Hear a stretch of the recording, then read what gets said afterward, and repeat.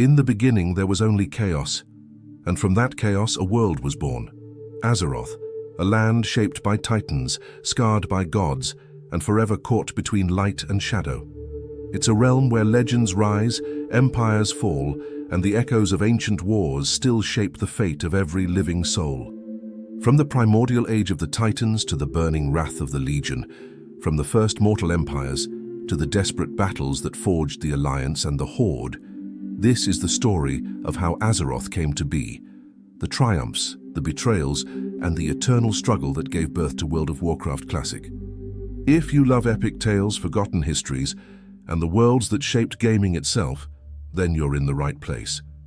Leave a like, subscribe to the channel, and prepare yourself. Because today, we begin the story of the Rise of Azeroth. Before life took root, before kingdoms and heroes, Azeroth was nothing but a raw, slumbering world adrift in the void, a young planet surrounded by storms of chaotic energy. Yet within its core slept something extraordinary, a nascent titan, a world soul with unimaginable potential.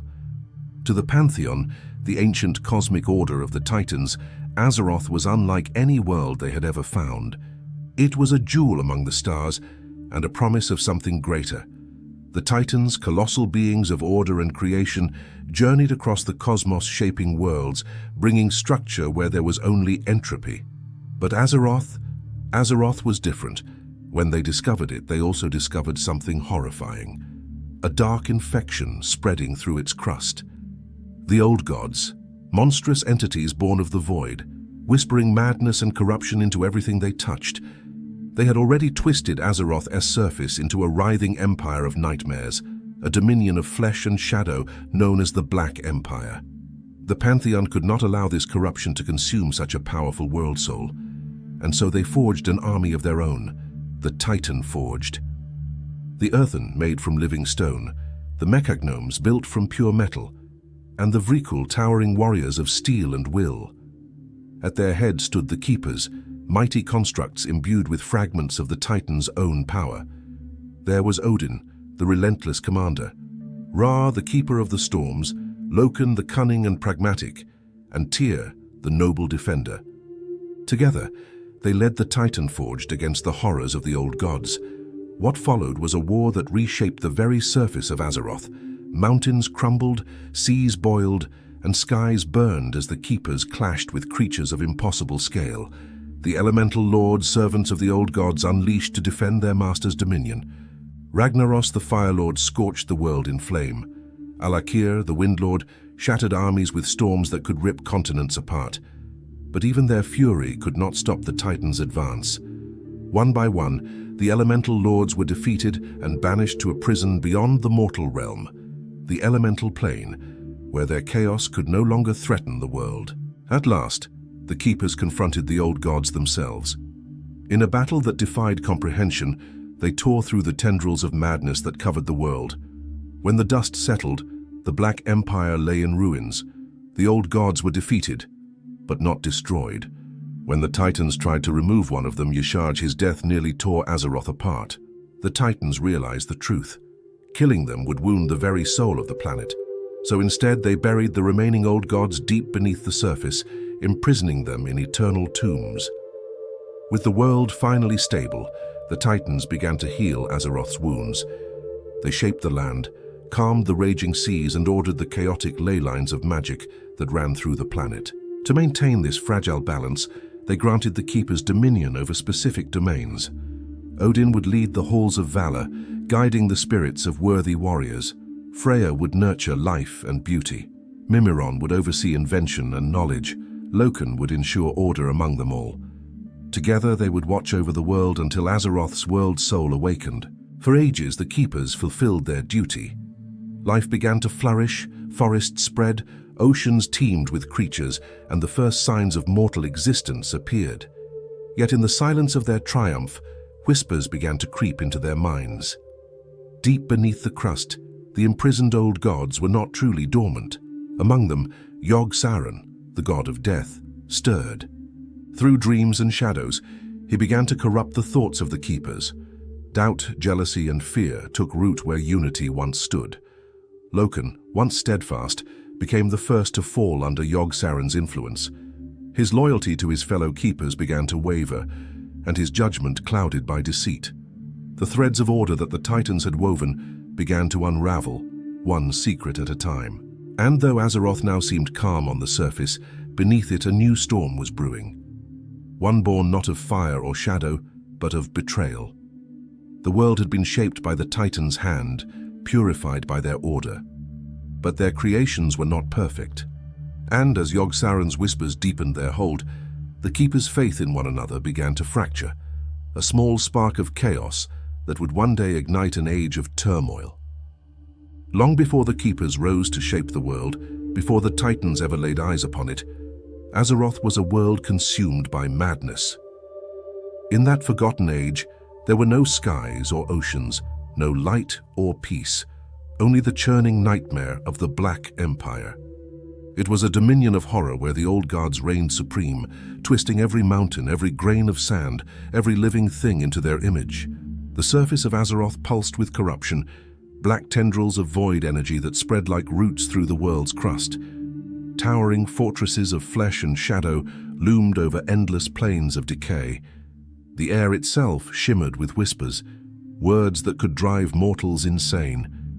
At the center of this living nightmare stood the four old gods, C'Thun, the Eye of Madness, Yogg-Saron, the Lucid Dream, and Zoth, the Corrupter, and their greatest, Y'Shaarj, whose heart beat with the rhythm of unending torment.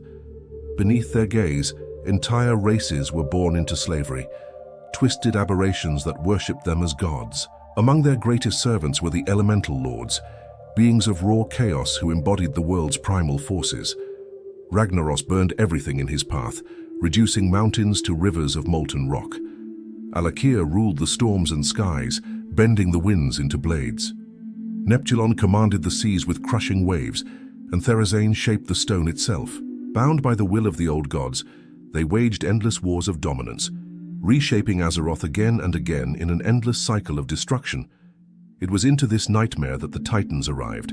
Led by Aman'Thul, the High Father of the Pantheon, they saw in Azeroth not just chaos but potential, a wounded world that could one day awaken as one of their own. They could feel the world souls suffering beneath the corruption, screaming in silence for salvation. The Pantheon knew they had to act.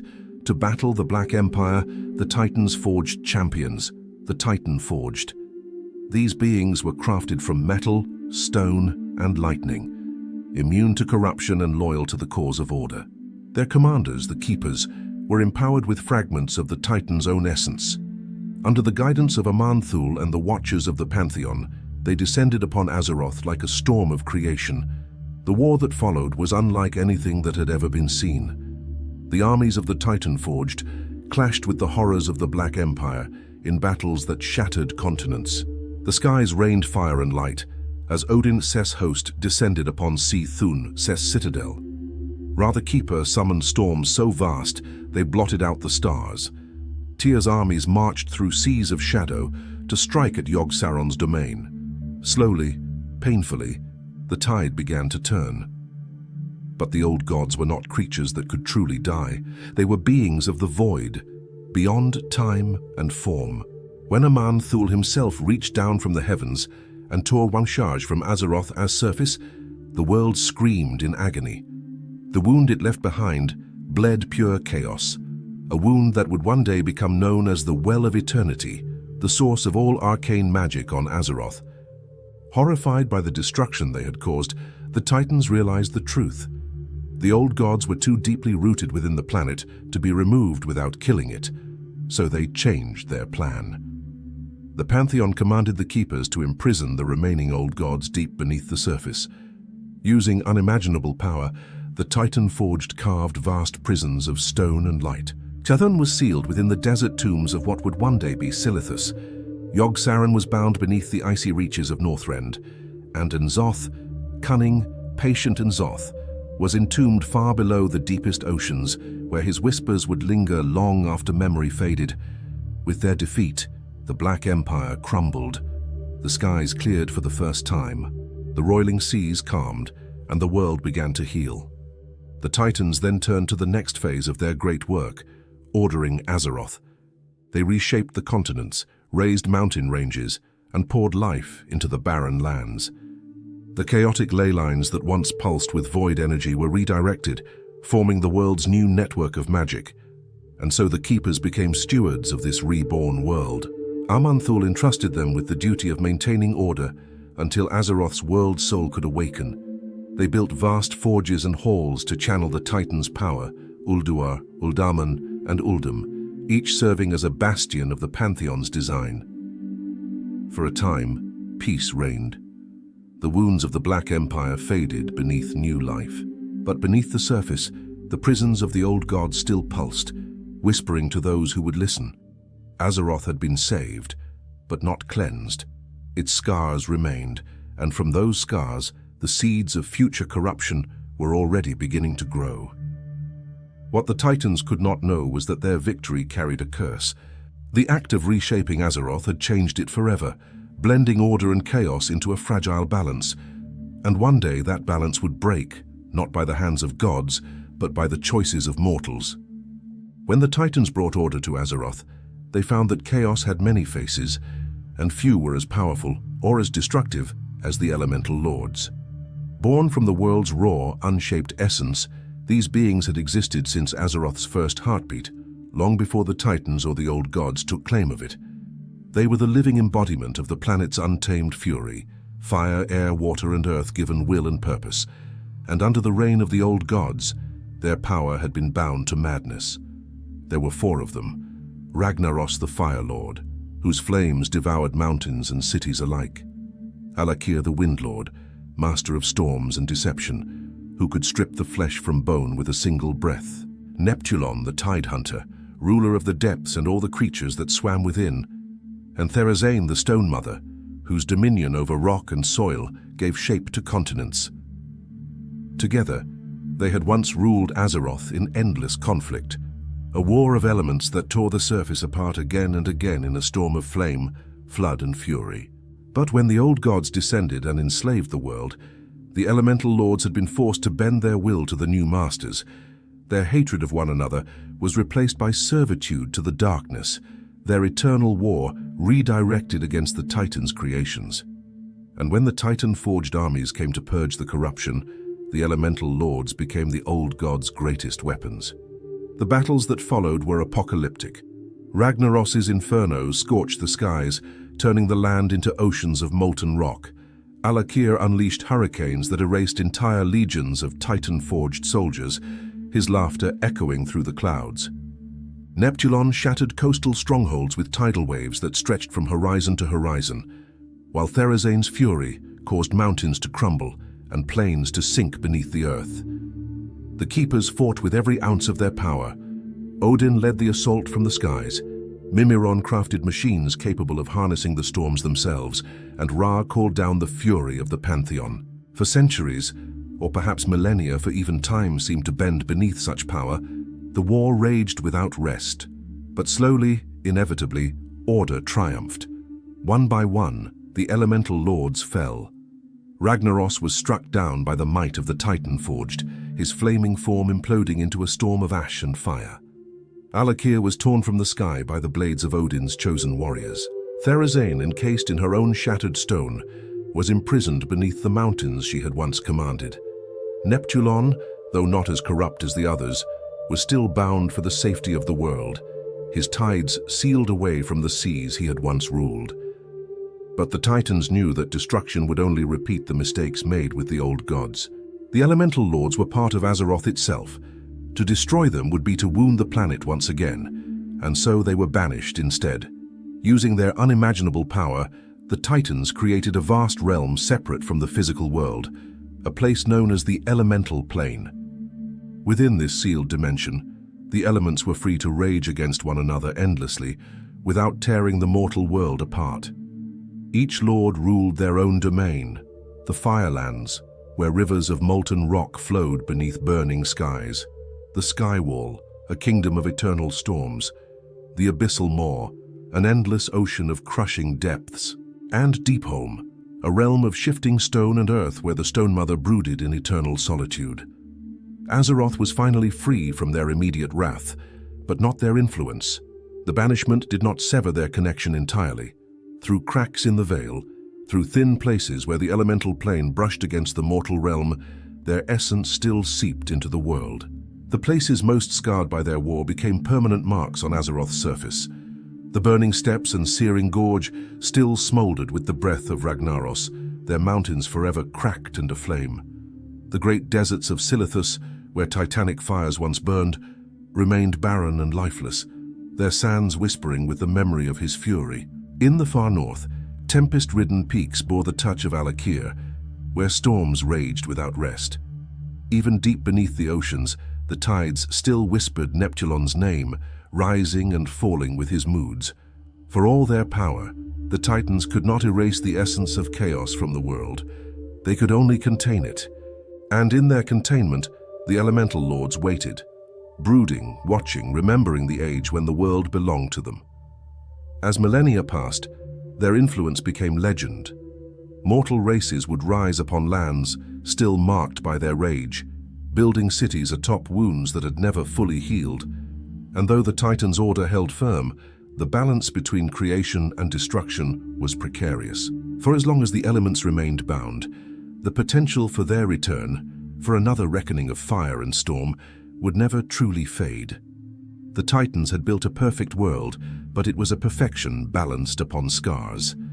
And those scars, as all things on Azeroth, would one day bleed again.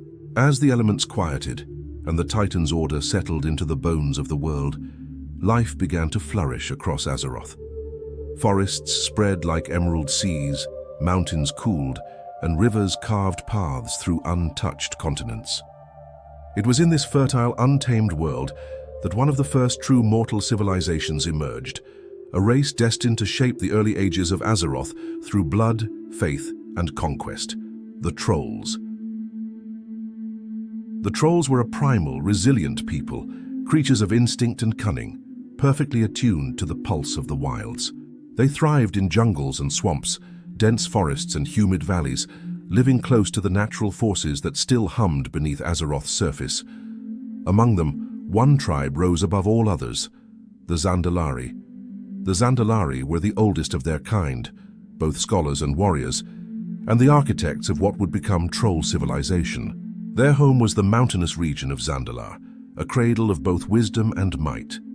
There the Zandalari built great stone cities, carved with intricate glyphs and towering ziggurats that reached toward the heavens. They became the keepers of Troll history, religion, and governance, the heart from which all other tribes would one day descend. Over time, the Trolls spread far across the continents, founding great empires that would dominate the ancient world. To the south, deep within a vast, steaming jungle, the Gurubashi Empire was born. Its people were fierce, untamed, and zealous in their worship of the Loa, powerful spirits who embodied animals, nature, and aspects of life and death. The Gurubashi built their capital, Zul'Gurub, in honor of their pantheon, its streets filled with offerings, drums, and the scent of blood sacrifices. To the north, another empire rose among the towering forests and mist-shrouded peaks, the Amani Empire. Hardy and warlike, the Amani Trolls carved their cities into the dense woodlands, their warriors draped in feathers and bone. They too honored the Loa, though their reverence was tempered by discipline and pride. The Amani became masters of the forests, their empire a fortress of wood and stone. Though both empires owed their roots to the Zandalari, they soon grew ambitious and jealous. Rivalries flared, and wars between the great troll nations became as natural as the turning of the seasons. Yet even in their conflicts, the Zandalari remained above them, serving as spiritual leaders and diplomats, guiding the other tribes through both faith and fear. The Trolls' belief in the Loa was central to their power. These spirits, primal deities that walked the line between gods and nature, answered the Trolls' prayers with strength, wisdom, and sometimes vengeance. Among them were benevolent Loa like Shadra, the Spider Queen, and Bwonsamdi, the Keeper of Souls. But there were darker powers too, and none more feared than Hakar the Soulflayer. Hakar was unlike any other Loa. While most thrived on worship, he demanded blood, the lifeblood of mortals offered in rivers of sacrifice. He was the embodiment of hunger, of domination, and the promise of immortality through slaughter. To the Gurubashi, he was both god and master, a force that promised eternal glory in exchange for eternal servitude. Under Hakar's shadow, the Gurubashi Empire grew more powerful and more corrupt. Their priests, the Hakari, spread his worship throughout the jungles, calling for greater and greater offerings to appease their bloodthirsty god. At first, the sacrifices brought prosperity. Crops flourished, enemies fell, and the empire's influence spread across southern Azeroth. But in time, the Soul Flayers' hunger became insatiable. The Hakari demanded not animals but trolls, sacrifices of their own kin. What began as faith turned into terror. The Gurubashi people, once proud and free, were enslaved by their own priests. Whole cities bled in Hakar's name, their screams echoing through the jungle canopies. Even the other troll tribes began to turn against them, fearing that the Soul Flayers' corruption would consume all trollkind. The Zandalari watched in horror as the Gurubashi spiraled into madness. The priests of Zandalar, guided by the lower of balance and death, united the tribes in rebellion. A vast coalition of troll armies marched on Zul'Gurub, determined to end Hakar's reign once and for all. The war that followed shattered the Gurubashi Empire. The Soul Flayers' priests were slaughtered, his altars torn down, and the avatar of Hakar himself was banished, though not destroyed. The Zandalari knew that beings of his power never truly die. They only wait. In the aftermath, the troll empires began to fracture. The Amani retreated deeper into their forests, fortifying their lands. The Gurubashi survivors splintered into smaller tribes, some fleeing across the seas, and the Zandalari, though still strong, turned inward, devoting themselves to preserving the history and faith of their people. Even so, their legacy endured. The Trolls had been the first true empire builders of Azeroth, carving civilizations from wilderness and blood. They left behind monuments that would stand for millennia, temples filled with secrets, and gods that would never stop whispering. Their rise marked the dawn of mortal power on Azeroth, but their fall and the echoes of Hakar's curse hinted at what was to come. For every empire that would rise after them, from elves to men, would follow the same pattern: glory, power, corruption, and ruin.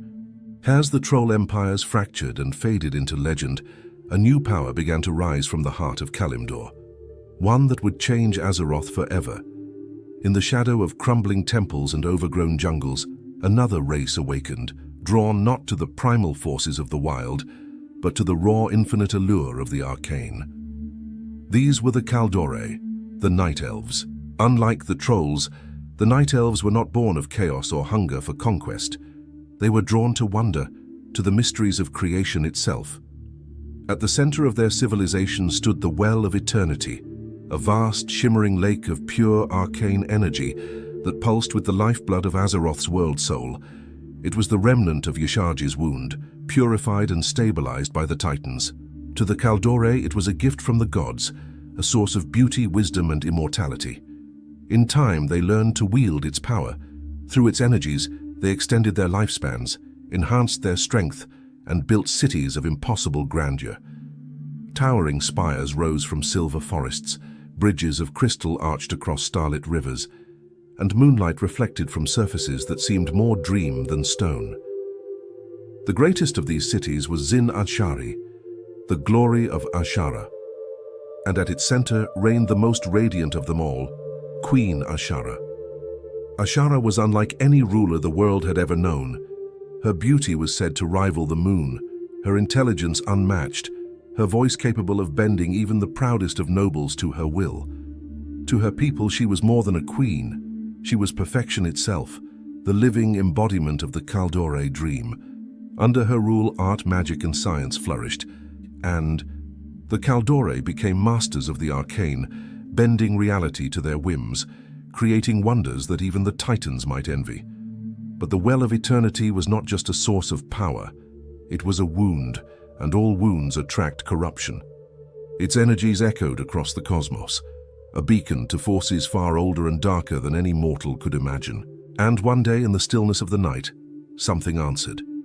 From beyond the veil of reality came whispers, soft at first, then seductive, then commanding. They promised Azshara more power, more beauty, more perfection than even the well could grant.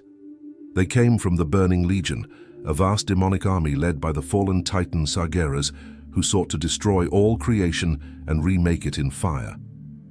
To most, these whispers would have been madness, but to Azshara they were divine. She and her most devoted followers, known as the Highborn, began to experiment with the well's magic, pushing its limits, tearing open the fabric of reality itself. Their arrogance grew, and with it, the well's corruption deepened. The skies over Zin Ashari darkened, the air trembled with unseen power, and finally, a rift began to form, a vast portal through which Sargeras and his legion would enter the world. When the demons came, they came in fire. The sky burned green with fell flame as infernals rained down upon Kalimdor. Great cities were reduced to ash in moments. The jungles that had once belonged to the trolls were consumed in an instant.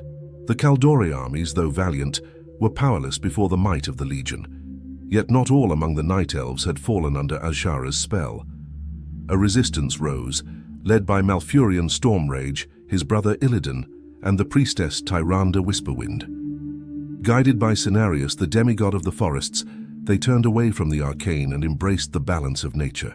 Malfurion, the first druid, sought to sever the Legion's connection to the world by closing the portal at the well. The war that followed, later known as the War of the Ancients, was one of cataclysmic scale. Night Elf rebels, ancient dragons, and even demigods clashed against the infernal tide. Heroes rose and fell as the world itself trembled under the weight of their struggle. In the heart of Zin Ashari, the final battle unfolded. As the Legion's portal grew, Sargeras himself began to push against the veil, his vast presence threatening to tear Azeroth apart. In desperation, Malfurion and his allies struck at the well's core. Their interference shattered its delicate balance. And in that moment, Azeroth screamed. The Well of Eternity imploded, consuming everything around it. The explosion tore through continents, shattering Kalimdor into fragments. Mountains collapsed, oceans boiled, and the skies split open. The center of the world sank into the sea, leaving behind a colossal maelstrom, the wound that would never heal. This event, known as the Sundering, reshaped the face of Azeroth. What was once a single vast continent became many. Kalimdor to the west, the Eastern Kingdoms to the east, Northrend to the north, and Pandaria to the south. The world had been broken, but life endured. Queen Azshara and her highborn were swallowed by the seas, their beauty twisted by the depths, and their queen transformed into something monstrous, a reflection of her vanity and her pact with darkness. She would rise again, not as queen of the Kaldori, but as the first of the Naga. The Kaldori who survived turned away from the arcane, now seen as a curse rather than a gift. Under the guidance of Malfurion and Tyrande, they embraced nature and the moon goddess Elune, vowing never to repeat the mistakes that had nearly ended the world. The age of innocence was gone. The world had been sundered, and from its shattered pieces, new destinies would emerge, each carrying the scars of the Night Elves' fall and the echo of a queen as fatal ambition. When the seas finally calmed and the fires dimmed, Azeroth was forever changed. The Sundering had torn the world apart, continents scattered, oceans born where mountains once stood, and the air still thick with the stench of fell fire. What had once been a single, radiant land of magic and wonder was now a broken realm struggling to heal. But from the ashes of that destruction, new peoples, new kingdoms, and new paths would begin to rise. For the Night Elves, the cost of survival was steep. Their once glorious civilization was gone, their queen lost to the depths, their greatest source of power consumed by their own hubris. The survivors gathered in the forests of northern Kalimdor, led by Malfurion Stormrage and Tyrande Whisperwind. Guided by the teachings of Cenarius, they renounced the reckless use of arcane magic that had doomed their world. Instead, they turned to the wild, to the balance of nature, the whisper of the trees, and the eternal guidance of the moon goddess, Elune. Under Cenarius's tutelage, the Kaldori became the first druids, caretakers of the natural order. Malfurion, the first of their kind, taught his people to live in harmony with the world rather than command it. Where once they had built glittering cities of marble and crystal, Now they wove their homes from living wood, blending seamlessly with the forests around them. Their new capital, Nordrassil, was not forged by mortal hands, but born of nature itself, a great world tree planted atop a new, purified well of eternity created by the dragon, aspects to heal the wounds of the world. This new well was both a blessing and a warning. It pulsed with the same energy that had nearly destroyed Azeroth, yet it was now guarded by powerful enchantments. The dragon aspects, Alexstrasza, Ysera, and Nosdormu, blessed Nordrassil, granting the Night Elves immortality and a sacred duty to protect the balance of life for as long as their world endured.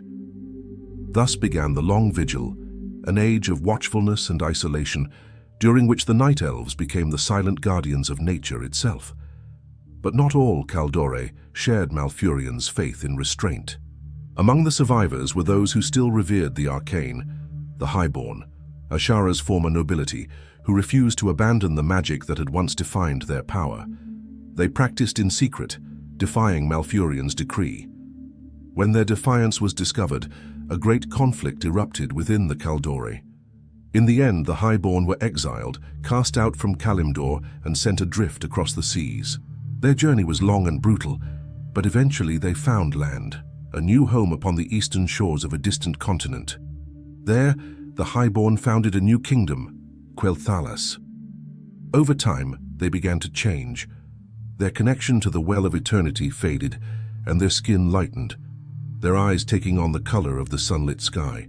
They called themselves the High Elves, or Quel'Dore, the Children of Light. They built a new source of magic, the Sunwell, from a vial of the ancient well's waters, swearing to use its power wisely. Yet, as history would one day prove, the temptation of the arcane was not so easily escaped. While elves shaped the eastern forests, other peoples were awakening elsewhere. Deep within the mountains of northern Kalimdor, the earthen, stone-skinned beings created by the Titans to shape the world began to change. The long exposure to Azeroth's unstable energies had weakened their forms, softening their bodies and awakening something new within them: curiosity, laughter, and individuality. From their ancient forges in Uldaman, they emerged as the first dwarves. The dwarves inherited fragments of the Titans' craft and ingenuity. They built strongholds within the earth, carving halls of stone and fire that echoed with the ring of hammers. Though they no longer remembered their makers, the Titan legacy still flowed in their blood, a love for creation, metal, and discovery. In time, their halls would become kingdoms of their own, mighty and enduring, each clan bound by loyalty and pride. Far to the south, across the vast plains and rolling hills, another race walked the land in quiet harmony, the Tauren. Massive and gentle, they were children of the earth, living nomadic lives guided by the spirits of nature. The Tauren revered Anshi, the sun, and Musha, the moon, twin lights that they saw as two halves of the same divine balance. Their bond with the land ran deep, their traditions echoing the teachings of the Night Elves, though they lived by instinct rather than structure. For many centuries after the sundering, these races lived apart, scattered across a world still reshaping itself. Great storms and quakes were common, remnants of the cataclysm that had split the continents. But slowly, life began to find stability again. Forests grew tall once more, the oceans found their borders, and the skies cleared of fell flame. Azeroth was healing. The Night Elves, now the stewards of this balance, withdrew from the world, content to live in peace beneath the boughs of Nordrassil. Yet even in their seclusion, they could not ignore the quiet truth that the world had changed. The age of gods and monsters was fading, and the age of mortals was beginning. But balance is a fragile thing. Though the Kaldore believed the chaos of the past had been buried with Azshara and the Legion, new forces were stirring, distant and unseen. The seeds of the next age had already been sown, and Azeroth's destiny, though peaceful for now, would soon turn once again toward conflict. The world had entered a time of calm. The scars of the sundering had faded, the forests regrown, and the oceans had found their rhythm. The great races of the old world, trolls, elves, tauren, and dwarves, had claimed their homes. Yet, in the distant valleys of the eastern kingdoms, a younger, humbler race was beginning to rise. They had no ancient lineage, no godly patrons, and no arcane legacies, But what they lacked in heritage, they made up for in determination, ingenuity, and unity. These were humans, the children of a new age. The early humans were scattered tribes, hunters, farmers, and warriors who roamed the plains of what would one day be known as Lordaeron. They were hardy and adaptable, quick to learn and even quicker to fight for survival. For centuries they lived in the shadow of the Trolls, particularly the mighty Amani Empire, which still ruled much of northern Azeroth. But humanity's strength lay not in size or savagery, it lay in cooperation. Slowly the tribes began to unite. Their unification came under a single visionary leader, King Thoradin of the Arathi tribe. Charismatic and relentless, Thoradin saw that divided, humanity would remain prey. Together, they could become a power to rival even the ancient empires.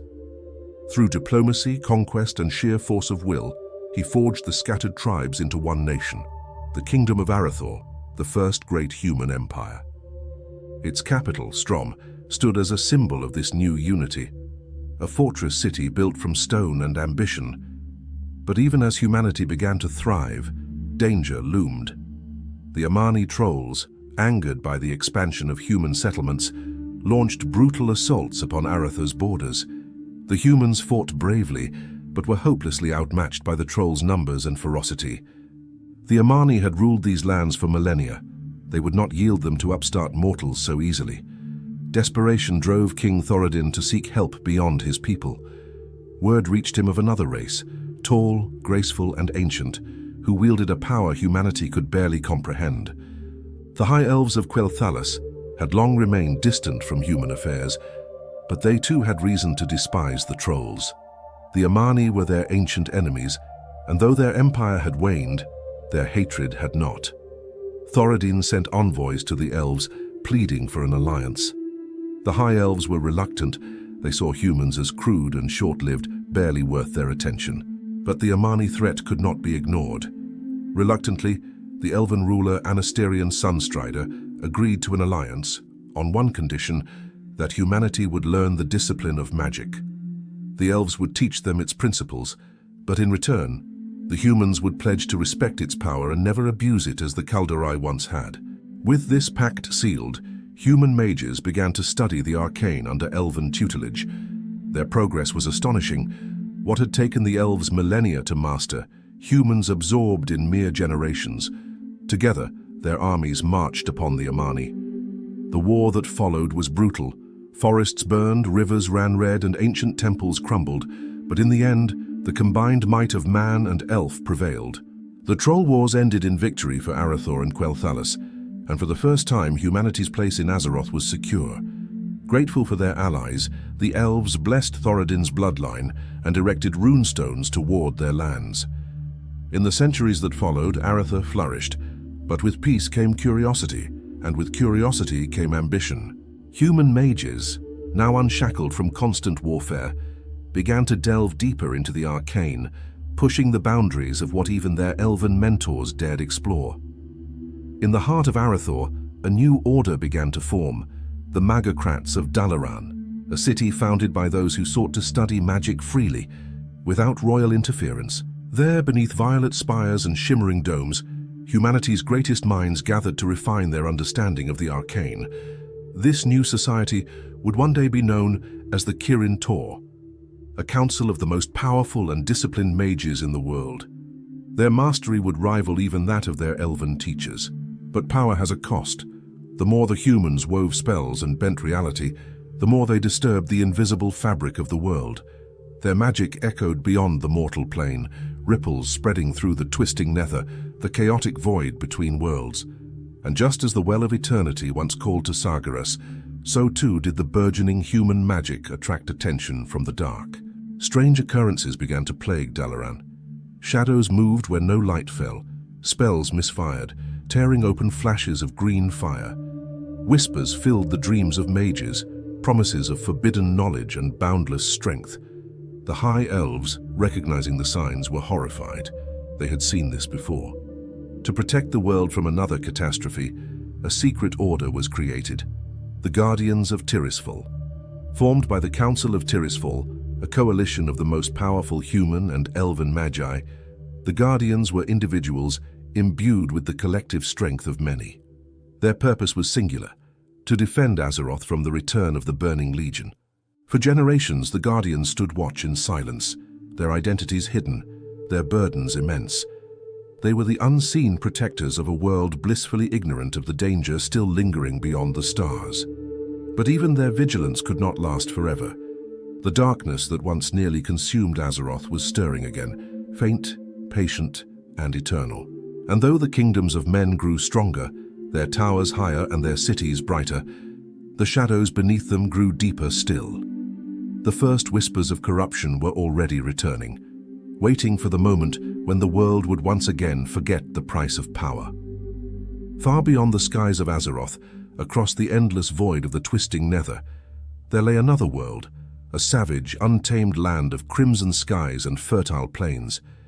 Its name was Draenor, a world of raw beauty and danger, where colossal beasts roamed beneath shattered mountains, and elemental forces still whispered through the soil. Here, two proud races lived in a fragile harmony: the peaceful Draenei, exiles of the Burning Legion, and the mighty Orcs, a warrior people bound by blood, honor, and the spirits of their ancestors. For countless generations, the Orcs had lived as tribes scattered across Draenor's continents. They were a people of strength and tradition, guided by the ancient shamanistic ways. The elements spoke to them: fire, earth, wind, and water, and their shamans acted as both leaders and mediators between the physical and the spiritual worlds. Tribes such as the Frostwolves, Warsong, Bleeding Hollow, and Blackrock upheld sacred rites, honoring their ancestors and seeking balance in all things. To the Orcs, war was not cruelty. It was life's rhythm. They hunted, fought, and celebrated with equal fervor, believing that every battle was a test of spirit. In the red forests of Terokar and the rolling plains of Nagrand, they forged weapons not only of steel, but of will. Their society was fierce, yet bound by deep respect for nature and kinship. Under their wise and stoic leaders, like Durotan of the Frostwolves and Orgrim Doomhammer of the Blackrock clan, Draenor thrived in uneasy peace. But this harmony would not last. In the shadows of Draenor's storms, an ancient evil had begun to watch. The Burning Legion, still seething from its defeat in the War of the Ancients, sought new ways to enter Azeroth and claim its world soul. Among the Legion AS agents was a cunning and malevolent demon, the Eredar warlock Kill Jaden the Deceiver. For millennia, he had hunted his former brethren, the Draenei, who had fled to Draenor to escape the Legion's grasp. When Kill Jaden's eyes fell upon the Orcs, he saw an opportunity. Strong, proud, and easily swayed by visions of power, they could be the perfect instrument of destruction. But first, they would have to be broken. Kil'jaeden appeared to a young orc named Ner'zhul, the respected shaman of the Shadow Moon clan. Disguised as a spirit of the ancestors, he whispered promises of unity and glory. He warned of a Draenei plot to enslave the orcs, lies meant to stoke fear and hatred. Ner'zhul believed, and through him, the poison of the Legion spread. One by one, the clans turned against their former neighbors, slaughtering the Draenei in blind fury. Draenor began to drown in blood. But Kil'jaeden's plans did not end with deception. He needed someone ruthless enough to finish the corruption, someone without conscience whose ambition would outweigh his soul. He found that vessel in Gul'dan, Ner'zhul's cunning apprentice. Where his master had doubts, Gul'dan had hunger. When Ner'zhul finally realized the truth and tried to resist, Gul'dan betrayed him and pledged himself fully to the Legion. Gul'dan became the Legion's chosen instrument, its prophet of doom. Under his influence, the shamans of Draenor abandoned the elements and turned to fell magic, feeding on the chaotic energy of demons. The once vibrant skies grew dim and sickly green. The land itself began to wither. The orcs' eyes glowed crimson, their veins burned with field fire, and their hearts were consumed by rage. When the clans were united under this new, bloodthirsty faith, Gul'dan offered them a gift from his demonic masters, the blood of Manaroth, one of the Legion's pit lords. Those who drank from the chalice were bound to the Legion's will, their power amplified, their souls enslaved. Only a few, like Durotan and his Frostwolves, refused, but they were outnumbered, and the tide of corruption could not be stopped. The Orcs became the Horde, a single war machine under the command of Warchief Blackhand, Gul'dan's puppet. Their armies swept across Draenor, annihilating the Draenei in a campaign of utter devastation. Cities like Shatrath fell, and what was once a thriving world was now a dying wasteland, its rivers poisoned by fell energy. Still, Gul'dan's ambition was not satisfied. The Legion whispered of a new world, one rich with magic, one where demons had once nearly triumphed. Azeroth. Under Kil'jaeden's guidance, Gul'dan sought to bridge the two worlds. With the help of his warlocks and the captured essence of a mighty being known as Medivh, the corrupted guardian of Tirisfal, Gul'dan tore open reality itself. The Dark Portal was born, a massive gateway of stone and flame pulsing with green energy. It connected Draenor to Azeroth, binding the fates of both worlds forever. Through it the first Orcish legions marched, armored in black iron, eyes burning with hatred, driven by a thirst for conquest they no longer understood. When the Horde emerged onto the fields of Azeroth, it marked the dawn of a new and terrible era, one that would shatter kingdoms, forge legends, and define the wars to come. For the first time since the Sundering, Azeroth faced an enemy not born of its own sins, but one born of another world entirely, a reflection of what happens when honor is twisted into madness and strength becomes a weapon of annihilation. The Dark Portal had opened, and the world would never be the same again. When the Dark Portal opened between Draenor and Azeroth, it was as if the world itself gasped. From that emerald rift in the blasted lands came an army unlike anything Azeroth had ever known. Towering warriors with green skin, eyes burning with fury, and weapons forged for slaughter. The orcs of the Horde had arrived, and their invasion would change the course of history forever. Their first encounters with the humans of Stormwind were brutal and swift. The orcs, driven by fell rage and demonic influence, swept across the southern kingdoms, burning villages and leaving nothing but ruin in their wake.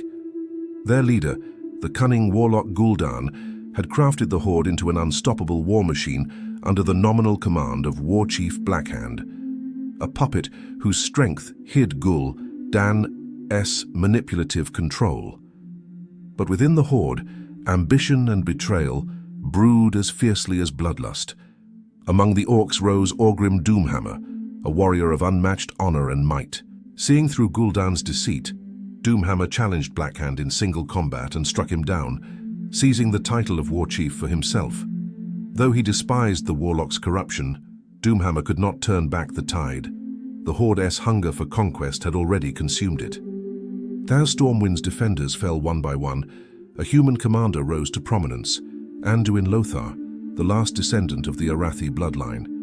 A knight of unmatched courage, Lothar rallied the armies of Stormwind against the Horde's assault. Beside him fought King Lane Rin and the mage Medivh, once revered as the guardian of Tirisfal.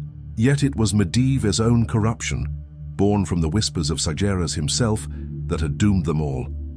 When Medivh's betrayal was revealed, Lothar and his allies confronted him in Karajan, striking down the fallen guardian before he could fully surrender Azeroth to the Legion.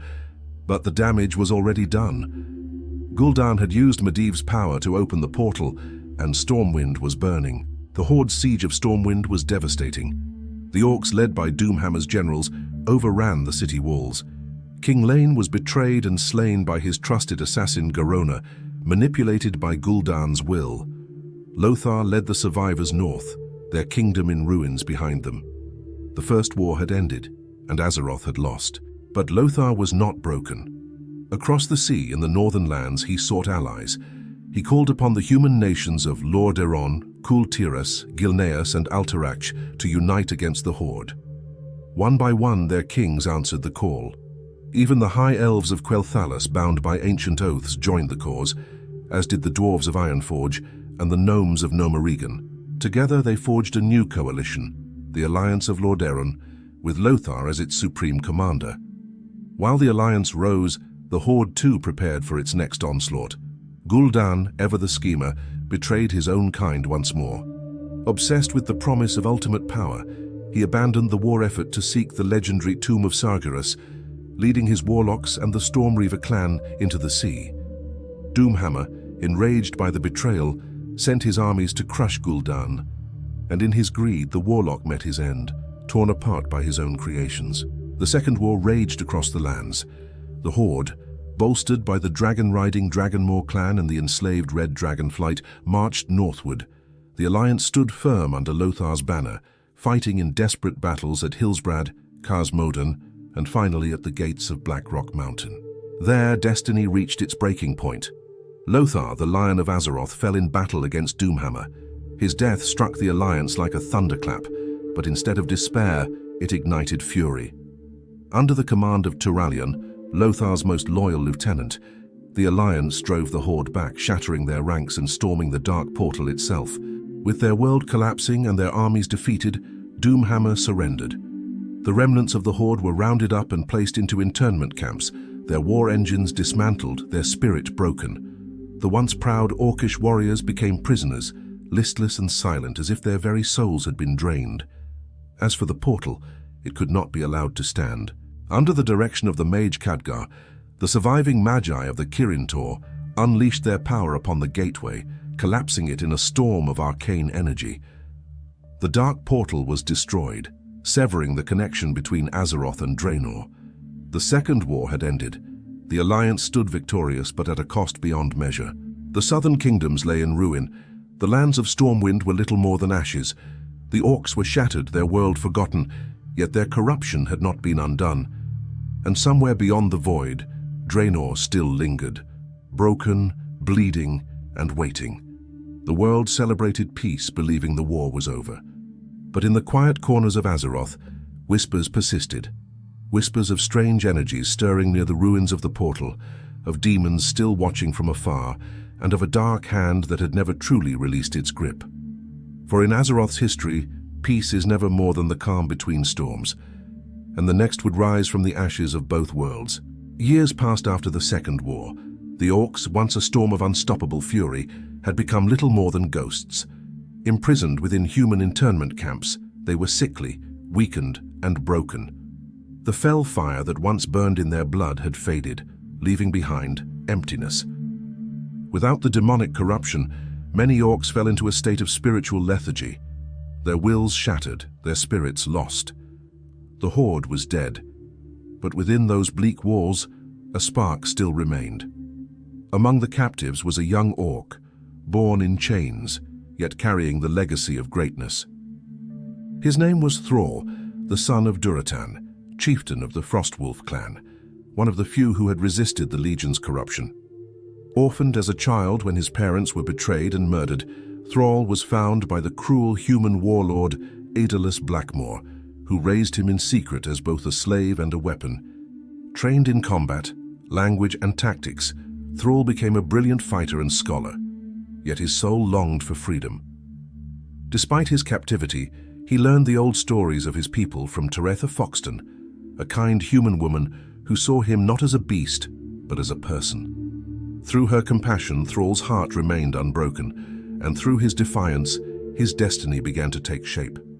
Eventually, Thrall escaped Blackmore's fortress, vanishing into the wilds of Lordaeron. For the first time, he saw the world beyond his cage, and he sought his roots. Guided by whispers of the past, he found the remnants of the Frostwolf clan hiding in the frozen valleys of Alterac. There he met Drekthar, an aged shaman who revealed to him the truth of his heritage and the forgotten ways of the Orcs. Under Drekthar's mentorship, Thrall learned the ancient art of shamanism, the same sacred power that once defined his people before their corruption. He communed with the elements, feeling their voices once again stir within the world, earth, air, fire, and water.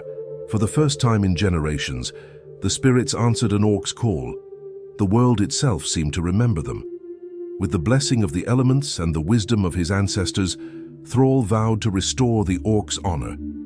He began freeing the clans from the internment camps, one by one rekindling their pride and spirit. Among those he liberated was Orgrim Doomhammer, the fallen warchief who had once led the Horde against the Alliance. Together, the old warrior and the young shaman rebuilt what had been lost. Not a horde of rage and conquest, but one of unity and survival.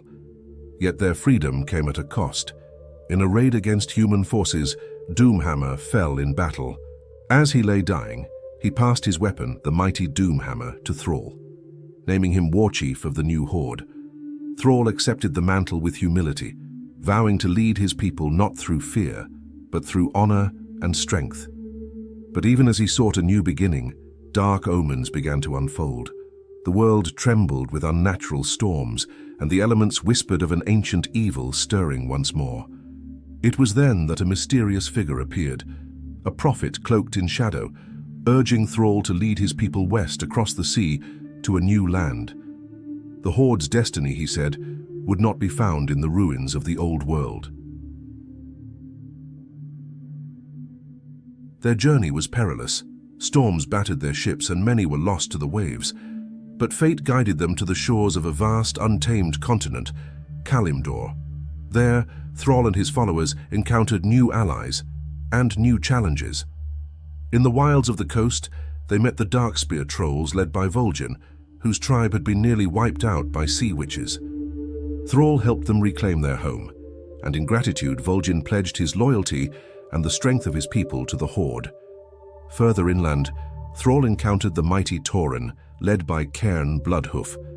The Tauren were nomads, wise and noble, yet beset by constant warfare with centaur raiders. Seeing their struggle, Thrall offered aid.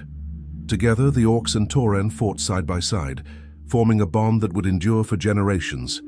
Through their victory, the Tauren joined the Horde, their spiritual kinship with the Orcs deepening the new coalition's connection to the natural world. But Kalimdor was not the refuge Thrall had hoped for. War still followed him. The Burning Legion had returned, manipulating events to pit mortal races against one another.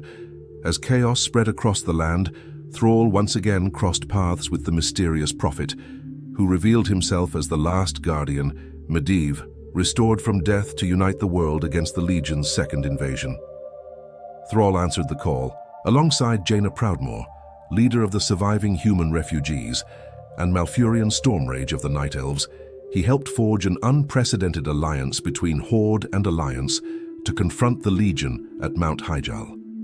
Together, they fought to protect the World Tree Nordrassil from Archimonde, one of the Legion's greatest demons. The battle ended in fire and sacrifice, and though the world was scarred once more, the Legion was finally defeated. When the dust settled, Thrall led his people to the eastern coast of Kalimdor, where he founded a new nation, Durotar, named in honor of his father. At its heart rose the Orcish capital of Orgrimmar, a city of red stone and steel built by the hands of a free people.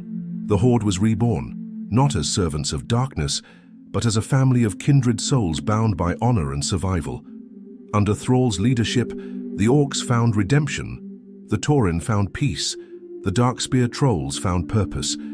Together, they stood not as conquerors but as survivors of countless wars, looking toward a future finally their own. Yet even as their drums echoed across Durotar's canyons, Thrall could not escape a lingering truth. Peace, in this world, was fragile. The Legion's shadow had been repelled but never destroyed, and somewhere beyond the Veil, new storms were already gathering. Peace never lasts long in Azeroth. Even after the Burning Legion's defeat in the War of the Ancients and the rebirth of the Horde under Thrall, shadows still lingered across the Eastern Kingdoms. Kingdoms rebuilt, banners rose again, and humanity began to believe that its golden age might return. But beneath that fragile calm, something cold and hungry was awakening. Far to the north, beyond the icy peaks of Northrend, a dark power stirred within the frozen wastes. It was there that the Burning Legion, still seeking vengeance after its ancient failures, forged a new weapon, not of fire, but of death. From the essence of a dreadlord named Ner'zhul, once an Orcish shaman twisted by demonic power, the Legion created the Lich King, a being of immense necromantic might imprisoned within a block of enchanted ice known as the Frozen Throne. His purpose was simple: to sow death and chaos upon Azeroth, softening the world for the Legion's return. Through the Legion's will, the Lich King spread his plague across the frozen north. The dead began to rise, their souls shackled to his command. Towns vanished, entire villages turned to ash, and soon the horror began to spread south into the lands of Lordaeron, the proudest of human kingdoms. There, Prince Arthas Menethil, heir to Lordaeron's throne, stood as one of humanity's greatest hopes. Trained as a paladin under Uther the Lightbringer, Arthas was brave, passionate, and fiercely devoted to his people. Yet that devotion would become his undoing. When reports of a strange plague spreading across the countryside reached his ears, he vowed to destroy it, no matter the cost. But the plague was no mere sickness. It was the Lich King's corruption made manifest, a disease that killed its victims only to raise them as undead soldiers of the scourge. As entire towns fell, Arthas grew desperate.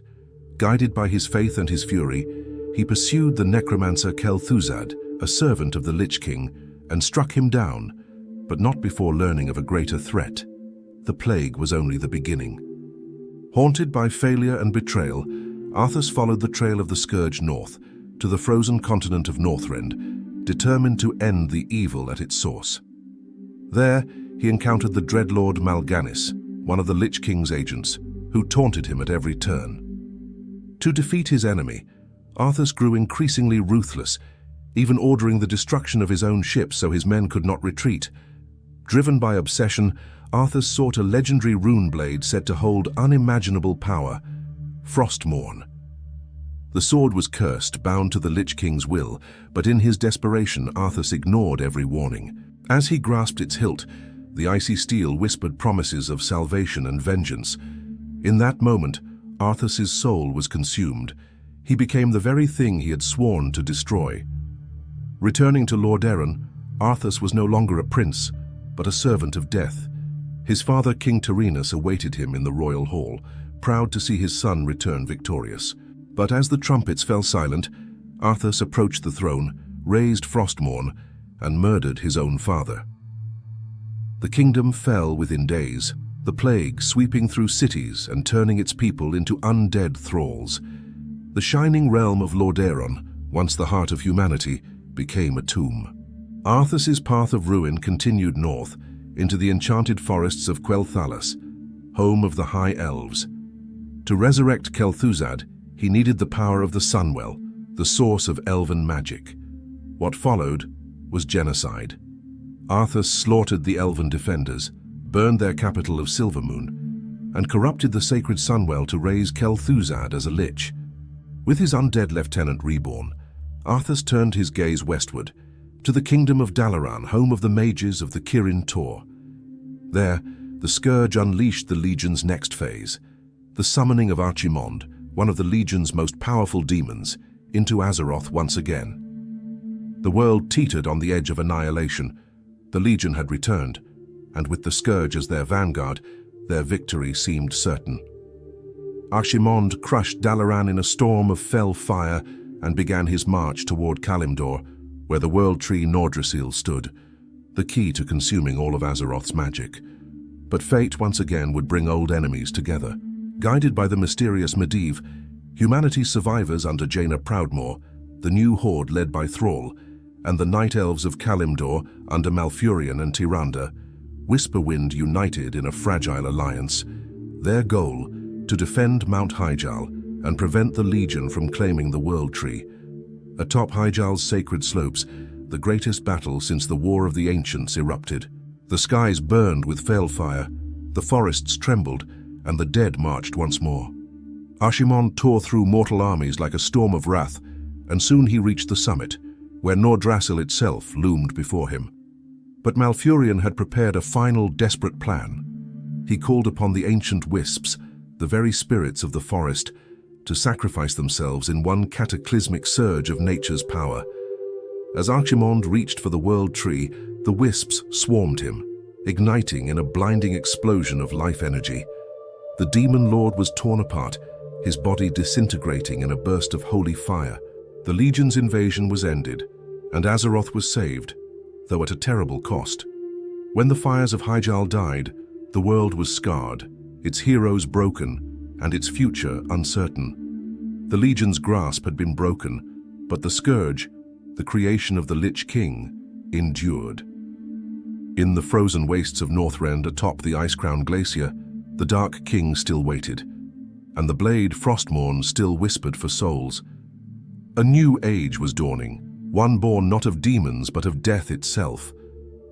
The fires of the Third War faded, but Azeroth was forever scarred. The Legion had been banished once more, yet the cost was immeasurable. Kingdoms lay in ruin, forests burned, and entire races were scattered across the broken lands. As the dust settled, what remained was not peace but fragile survival. The old world had fallen, and from its ashes, a new era began. In the east, the great human kingdoms were shattered. Lord Aeron, once a beacon of civilization, was now a wasteland of death, haunted by the restless undead. From its ruins rose a new power, the Forsaken, led by Sylvanas Windrunner, the former Ranger General of Quel'Thalas. Slain by Arthas and reborn in undeath, Sylvanas broke free from the Lich King's control and forged a dark empire of her own. To the living, she was a monster. To the Forsaken, a savior. They claimed the ruins of the old capital as their own, carving out a sanctuary in the shadows beneath Undercity. Southward, the kingdom of Stormwind endured. Though ravaged by the First War and the loss of countless allies, its people rebuilt under the leadership of King Varian Wrynn. The shining city stood as a symbol of human resilience, a bastion of light in a world darkened by endless wars. Beside them stood the dwarves of Ironforge, the gnomes of Nomeregan, and the reclusive high elves who had survived the burning of Quel'Thalas. Together, these survivors formed the Alliance, bound not by conquest but by shared loss and the hope of rebuilding what had been destroyed. Across the sea, on the sun-baked coasts of Kalimdor, the Horde had found new purpose. Under Thrall's leadership, the Orcs, Tauren, and Darkspear Trolls forged a young but determined nation in Durotar, their capital Orgrimmar rising from the red dust as a symbol of freedom. The Horde was no longer the demonic army that once sought the world's destruction. It was a brotherhood of outcasts, united by honor, survival, and the belief that even the condemned could find redemption. But old wounds do not heal easily. Suspicion lingered between Horde and Alliance, and the scars of past wars ran deep. The fragile truce that followed the Third War was uneasy, fragile as glass. Along the borders of Ashenvale, Hillsbrad, and Barrens, blood was already beginning to spill again. Beyond the reach of both factions, ancient powers continued to stir. Deep beneath the molten heart of Blackrock Mountain, the Fire Lord Ragnaros burned once more, his elemental rage threatening to consume the world that had banished him. In the deserts of Silithus, whispers of an even older evil, the old god C'Thun, began to echo from beneath the sands, corrupting all who dared to listen. And far to the north, beyond the Veil of Ice, the Lich King's frozen throne still glimmered, a silent promise that death was not yet finished with Azeroth. Amid this world of turmoil, new heroes began to rise, not demigods or chosen champions, but ordinary souls who would step into the legends left behind. Warriors, mages, hunters, and healers, wanderers drawn by destiny or curiosity, driven by glory, faith, vengeance, or simple adventure. They came from every corner of the world, humans and dwarves, orcs and trolls, elves and tauren, each taking their first steps into a vast and living world. They would explore forgotten ruins once ruled by ancient empires. They would descend into the fiery depths of Molten Core to face Ragnaros, storm the cursed halls of Stratholme and Scholomance, and uncover the secrets buried beneath Ahn'Qiraj. Some would fall to the shadows, others would rise as legends whispered in taverns across continents. But together, they would shape the next chapter of Azeroth's story. For the first time, the fate of this world no longer rested solely in the hands of kings or war chiefs. It belonged to its people, to the adventurers who would forge their own destinies. The world was vast, its mysteries endless, and its dangers ever-present. Yet amid the chaos there was beauty. The glittering spires of Silvermoon, the golden plains of Mulgore, the icy peaks of Dun Morogh, and the eternal forests of Ashenvale. Every path told a story, and every story began with a single step. This was the dawn of World of Warcraft Classic, a world born from millennia of war, tragedy, and hope. Every sword raised, every spell cast, every step across its soil carried the weight of the past. Azeroth was no longer just a land of gods and monsters. It was alive, breathing through the deeds of those who dared to explore it. And as the banners of Horde and Alliance rose once more under the same sun, one truth echoed through the valleys, deserts, and seas of this world reborn. The war was never truly over. It had simply become the story of everyone who called Azeroth home.